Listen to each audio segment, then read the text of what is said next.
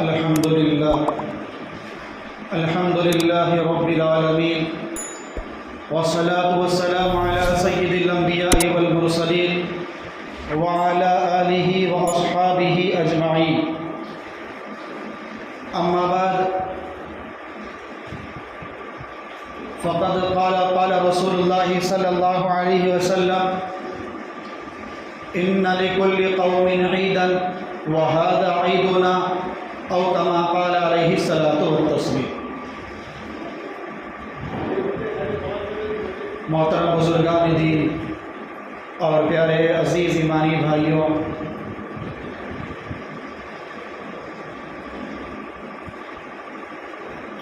ہم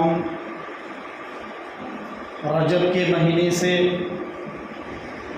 جس ماہ مبارک کا انتظار کر رہے تھے اور ہمارے دلوں کے اندر ایک شوق اور ایک جذبہ تھا کہ جب یہ مہینہ یعنی رمضان کا آ جائے گا تو اس وقت ہم اللہ کی خوب عبادت کریں گے، اس وقت ہم روزوں کی پابندی کریں گے، تراویح کی پابندی کریں گے. تو اللہ کا کرم ہوا، اللہ کا فضل اور احسان ہوا کہ اللہ تبارک و تعالیٰ نے ہمیں ماہ رمضان عطا بھی فرمایا، اور بس اب اس کے کچھ 3 یا 4 دن باقی رہ گئے کہ اس کے بعد یہ ماہ مبارک ہم سے جدا ہو جائے گا. کہ جس ماہ مبارک نے ہمیں اللہ کے گھر سے جوڑے رکھا، جس ماہ مبارک نے ہمیں قرآن سے جوڑے رکھا، جس ماہ مبارک نے ہمیں علماء کرام سے جوڑے رکھا، جس ماہ مبارک نے ہمیں اللہ کا قرب حاصل کرنے کے لیے روزوں سے مناسبت پیدا کی، وہ ماہ مبارک چند دنوں کے بعد ہم سے رخصت ہو جائے گا. پھر جیسے ہی عید کا چاند نظر آ جائے گا، شام کے وقت، اس کے اگلے دن سارے کے سارے مسلمان پوری دنیا کے اندر کیا کریں گے؟ عید منائیں گے.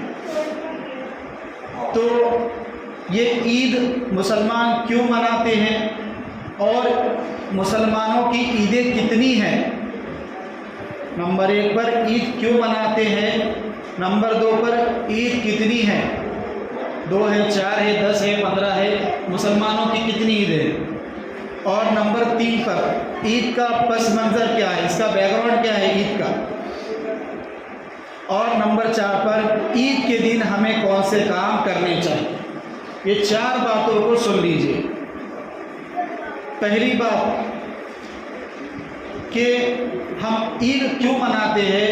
عید ہم لوگ اس لیے مناتے ہیں کہ ہم نے رمضان کے مہینے کے اندر جو عبادتیں کی ہیں، روزوں کی شکل میں، تراویح کی شکل میں، تلاوت کی شکل میں، ذکر اذکار کی شکل میں، اور روزہ داروں کو افطار و سحری کرانے کی شکل میں، تو جو ہم نے عبادت کی اور ایک بہت بڑا ذخیرہ ثواب کا ہم نے جمع کر کے رکھا ہے، اس خوشی کے موقع پر کہ ہم سے ایک نیک عمل صادر ہوا ہے، ایک نیک کام ہم نے کیا ہے، اس وجہ سے آخر میں ہم کیا کرتے ہیں؟ عید مناتے ہیں.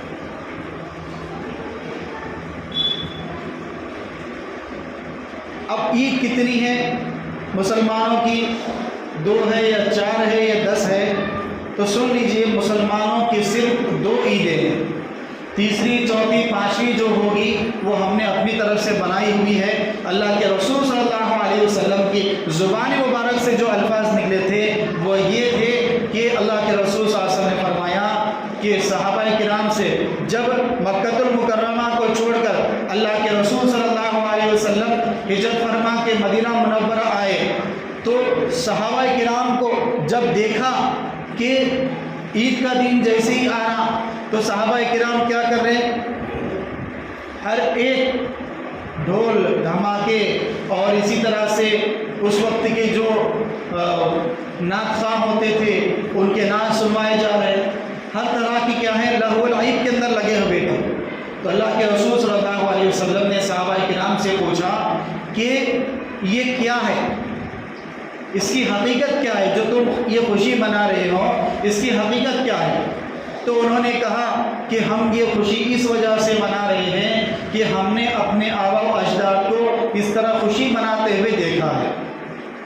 تو یہ ہماری رسم اور رواج ہے کہ جس طرح سے ہمارے باپ دادا پردادا جو عید مناتے تھے وہ اسی طرح مناتے تھے، تو اسی لیے ہم بھی اس طرح منا رہے ہیں۔ تو اللہ کے رسول صلی اللہ علیہ وسلم نے فرمایا کہ میں تمہیں اس سے بہتر 2 عیدیں دیتا ہوں۔ اللہ تعالیٰ نے اس سے بہتر تمہیں 2 عیدیں دی ہے، اور وہ 2 عیدیں کون سی ہیں؟ ایک عید الاضحیٰ ہے یعنی بقرہ عید، اور دوسری عید الفطر ہے۔ یہ 2 عیدیں ہیں، اس کے علاوہ تیسری چوتھی کوئی عید نہیں ہے۔ عید کے معنی ہوتا ہے خوشی، کیونکہ عید کے موقع پر ہر انسان کو خوشی ہوتی ہے، اس لیے اس کو عید کہا جاتا ہے۔ تو اسی لیے کتنی عیدیں ہیں مسلمانوں کی؟ صرف اور صرف 2 عیدیں ہیں۔ اس کے علاوہ تیسری عید اگر کوئی منا رہا ہے تو وہ اللہ کے رسول اور اللہ کا حکم نہیں ہے، وہ اپنی طرف سے منمانی کر رہا ہے۔ تیسرے نمبر پر ہم عید کو کس طرح منائیں؟ عید کس طرح منائیں؟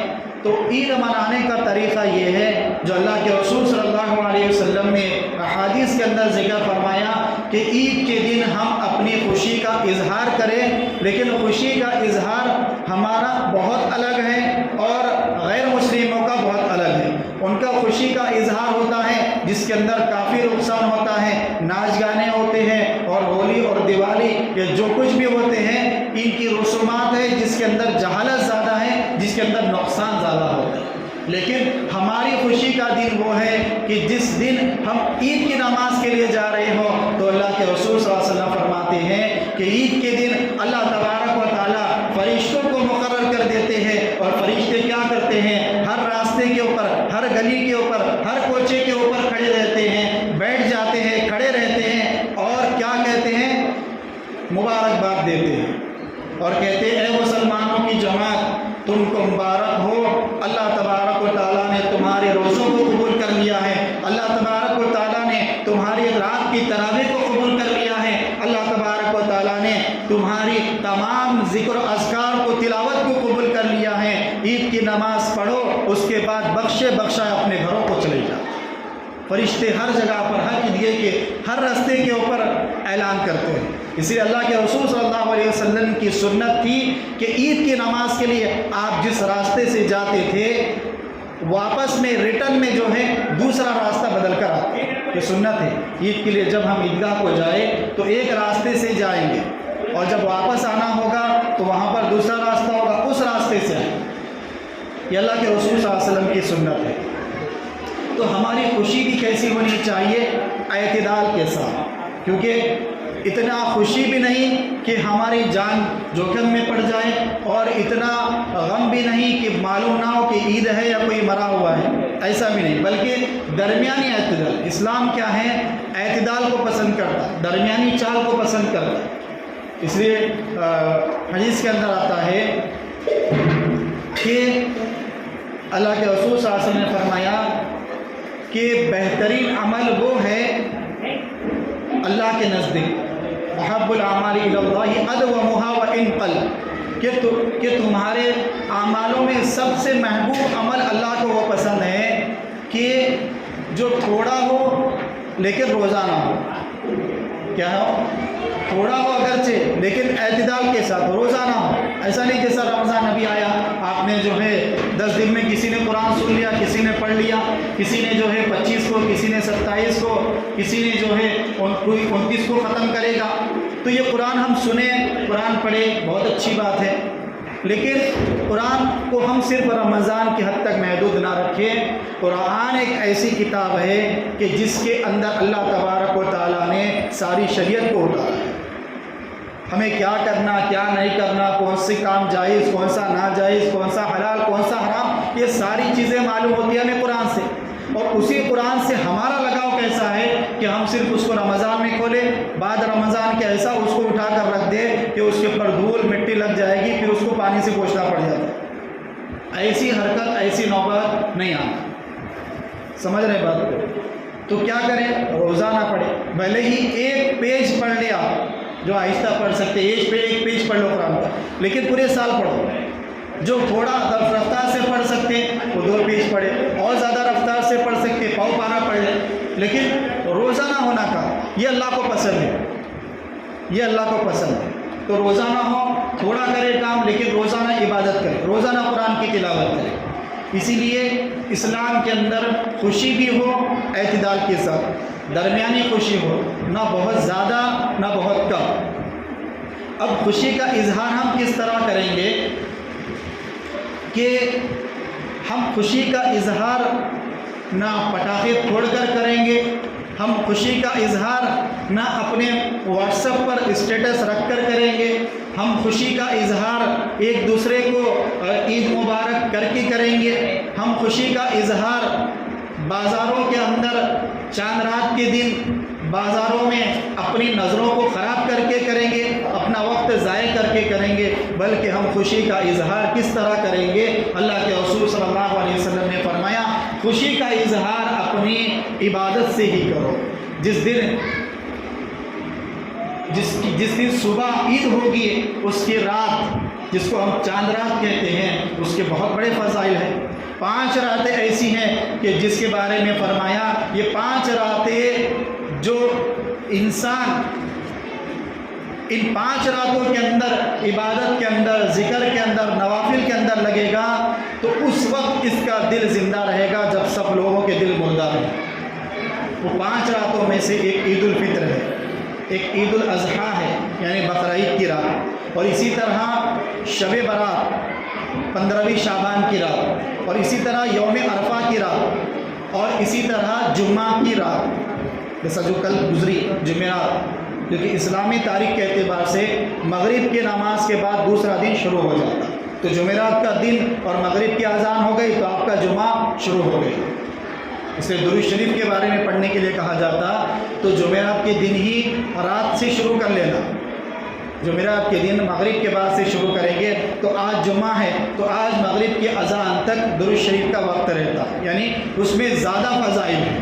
اللہ کے رسول صلی اللہ علیہ وسلم کے جو ہم پر احسانات ہیں اور احسانات کا بدلہ تو ہم ادا نہیں کر سکتے، لیکن درود شریف کی شکل میں جو ہے ہم کچھ تحفہ اللہ کے رسول صلی اللہ علیہ وسلم کے پیش کر سکتے ہیں۔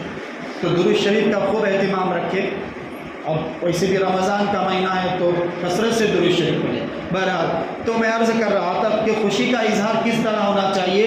اپنی عبادتوں کے ذریعے سے ہونا چاہیے۔ اب عید کا دن آ گیا صبح تو آپ کیا کریں گے؟ عید کو جا رہے ہیں تو خوشی کا اظہار تکبیر تشریق سے کرے، خوشی کا اظہار اللہ کے کلیمے کو بلند کر کے کرے۔ کیا کہیں گے؟ اللہ اکبر لا الہ الا اللہ واللہ اکبر اللہ اکبر وللہ الحمد۔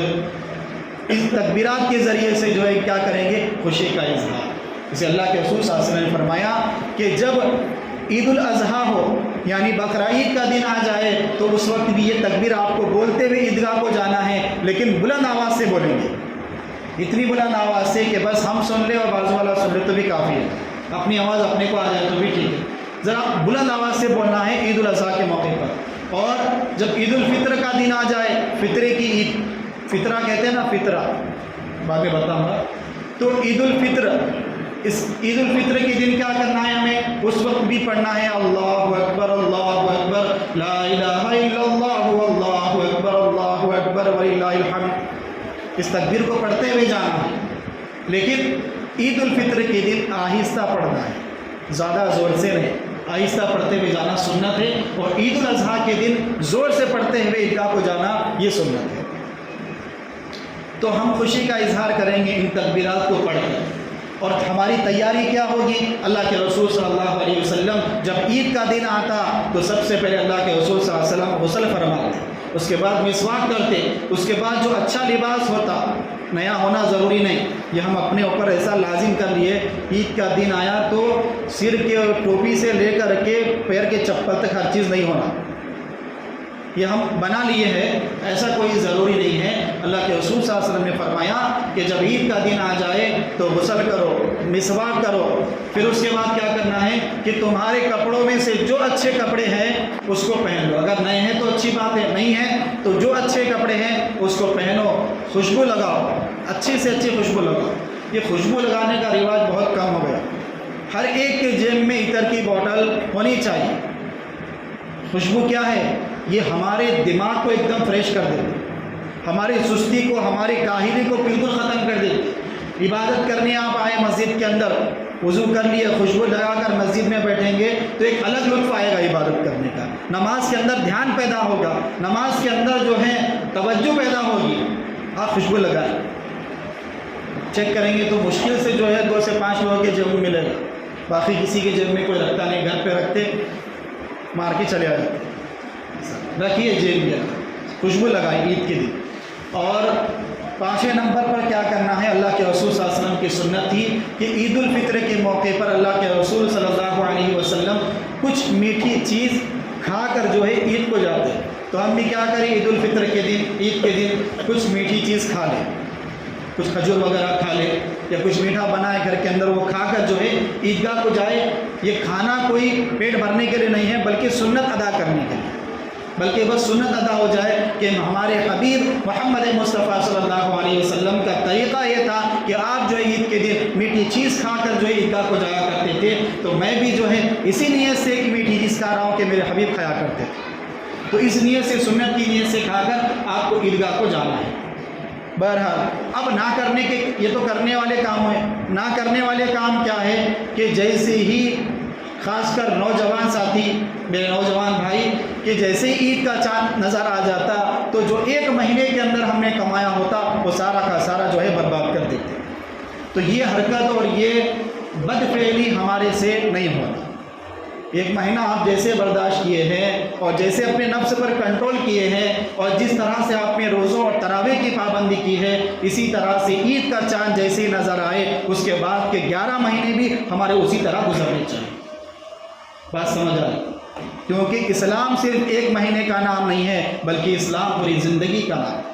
جب انسان پیدا ہوتا ہے ایک کان میں اذان، دوسرے کان میں تکبیر دی جاتی ہے، یہ اس بات کی علامت ہے کہ یہاں سے تمہاری اسلامی زندگی شروع ہو رہی ہے. اللہ اکبر کے ذریعے سے یہ بتایا جا رہا ہے کہ اللہ بڑا ہے، تمہارے کام دھندے، تمہارے کاروبار بڑے نہیں ہیں. اس بات کو بچپن سے ہی پیدا ہونے سے، جب ہمیں ہوش نہیں ہوتی، حواس نہیں رہتی، اسی وقت سے ہمارے کان میں ہمارے والد کے ذریعے سے یا ہمارے امام کے ذریعے سے جو ہے کان میں یہ بات کو ڈالا جاتا ہے. پھر کہاں تک یہ بات چلتی ہے؟ موت کی آخری سانس تک. اس لیے کیا کریں؟ جیسے ہی عید کا چاند نظر آ جائے اس کے بعد کی زندگی بھی ہماری ایسی گزرنی چاہیے جیسے کہ رمضان میں گزری. کیونکہ رمضان یہ 1 مہینہ جو ہمیں دیا گیا تھا، یہ ایک ٹریننگ تھا. سمجھ رہے؟ ایک ٹریننگ تھا عبادت کرنے کا، عبادت کا شوق پیدا کرنے کا اور اللہ کے قرب کو حاصل کرنے کا. ماہ رمضان ہمیں ایک سبق دے کر گیا ہے. جیسے ایگزام آنے سے پہلے بچے خوب محنت کرتے، خوب محنت کر لیتے، لیکن عین ایگزام کے وقت جو ہے سست پڑ جائے تو فیل ہو جائیں گے. تو اسی طرح یہ جو پورا ہم نے جو 1 مہینہ اللہ کو راضی کرنے کے جتنے بھی اعمال کیے ہیں، روزے رکھے ہم نے، سخت گرمی تھی پھر بھی روزہ رکھے اور سخت گرم ہوائیں چل رہی ہیں، گرم لو چل رہی ہے، اس کے باوجود ہم نے روزے کی حالت میں 1 پانی کا قطرہ بھی اپنے حلق سے نہیں اتارا. کیوں؟ تاکہ ہمارا رب ہم سے راضی ہو جائے. اور جب عصر کا وقت آ جاتا تو ہمارے حلق جو ہے سوکھ کر جو ہے کانٹے اندر بن جاتے، پھر بھی ہم نے اپنے حلق کے نیچے 1 پانی کا گھٹ، 1 پانی کا قطرہ نہیں اتارا.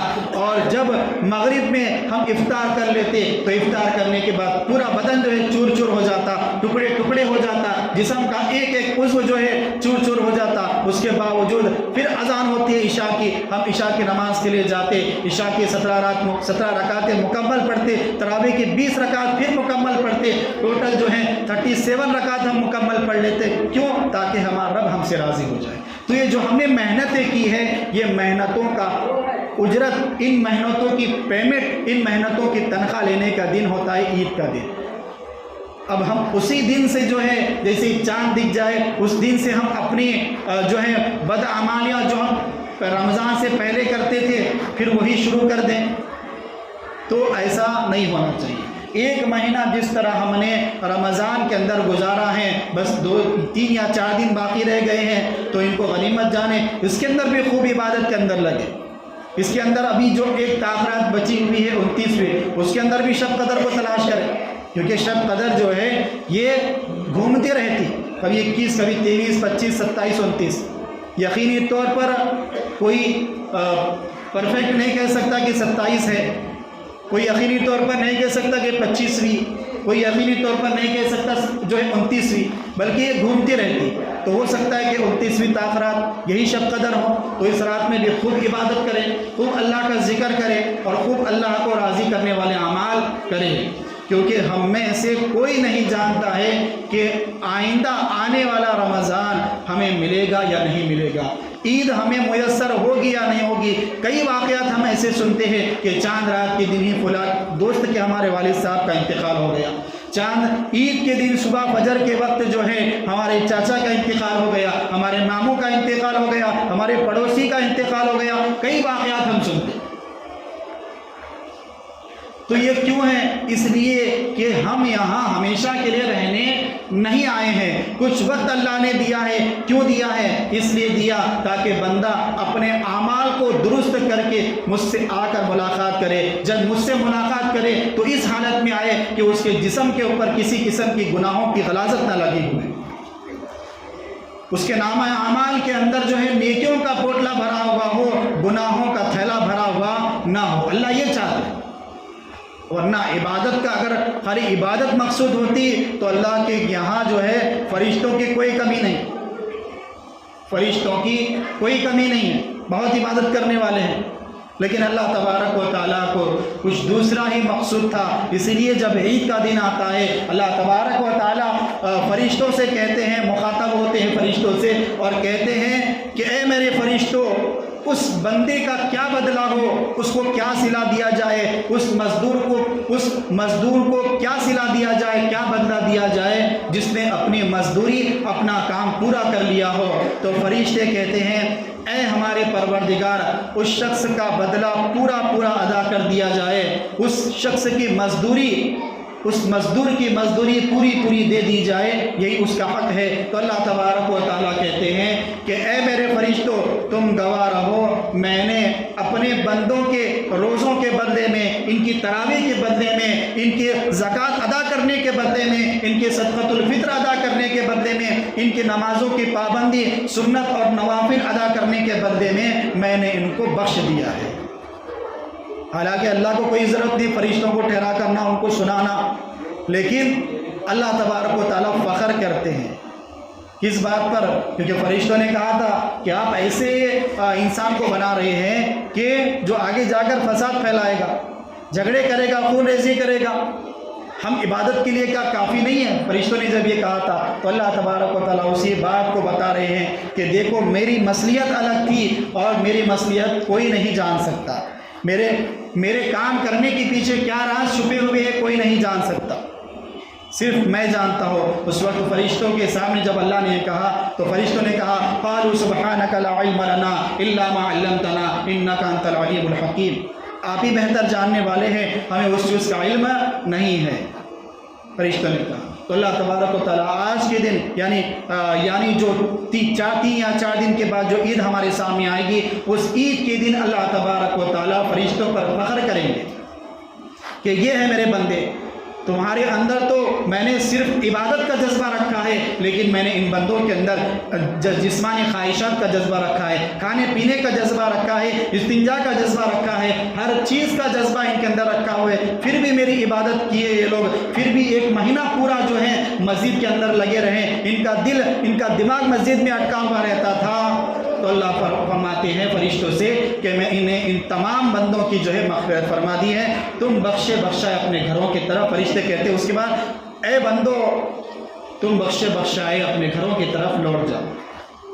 اب یہ فرشتے جو کہتے ہیں کہ بخشے بخشائے گھروں کی طرف لوٹ جاؤ، اس کا مطلب یہ نہیں ہے کہ اب آئندہ کی جو زندگی ہے وہ گناہوں کے اندر لگا دینا، بلکہ اس کا مطلب یہ ہے کہ یہاں سے اب آگے کی جو زندگی آنے والی ہے، جو 11 مہینے پھر آئیں گے، اس کے بعد اس 11 مہینے کے اندر بھی اسی طرح عبادت میں لگنا، ان 11 مہینوں کے اندر بھی مسجدوں کو اسی طرح آباد کرنا، ویران نہ کرنا۔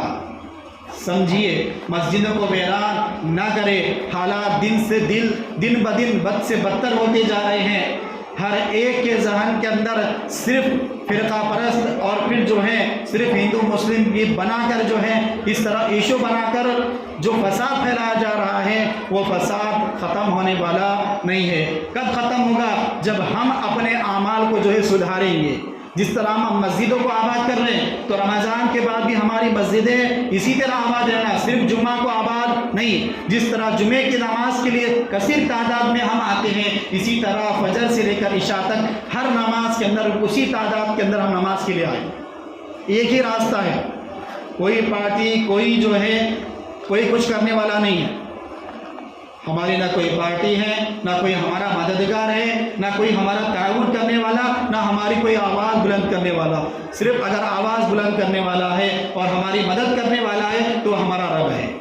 صرف ایک ہی راستہ ہے، دوسرا کوئی راستہ نہیں ہے، کوئی آپشن نہیں، ایک ہی راستہ ہے۔ اسی راستے سے ہم غفلت برتیں گے، اسی راستے سے لاپرواہی کریں گے تو پھر یاد رکھیے اس کا انجام آگے جا کر بہت خطرناک ہوگا۔ اس لیے کیا کریں میرے بھائیوں، وقت کا کوئی بھروسہ نہیں ہے، خوب اللہ کی عبادت میں لگے، اور اس جو چند دن بچے ہوئے ہیں ان چند دنوں کو 3-4 دنوں کو غنیمت جانے، اس کے اندر بھی خوب اپنے آپ کو جو ہے اللہ کی عبادت میں لگائے، اور عید کے بعد آنے والی جو زندگی ہے اس کو بھی اللہ کی عبادت میں لگائے۔ اس وقت بھی ہماری کوئی نماز قضا نہ ہو، اس وقت بھی ہم سے کوئی گناہ صادر نہ ہو۔ اب آخر میں اور ایک بات عرض کر دوں کہ جو بیچ میں کہا تھا کہ اس کو عید الفطر کیوں کہا جاتا، اس عید کو عید الفطر اس لیے کہا جاتا کہ اس عید کے دن ہر مسلمان، چاہے وہ صاحب نصاب ہو کیا نہ ہو، ہر مسلمان فطرہ ادا کرتا۔